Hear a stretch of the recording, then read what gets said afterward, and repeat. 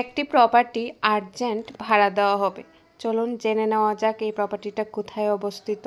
লোকেশনটা হচ্ছে উত্তমভক্ত চৌমুহনী ফুলতলি এলাকায় এই জায়গাটি অবস্থিত। ন্যাশনাল ড্রাইভিং স্কুলের কাছে এই জায়গাটি অবস্থিত।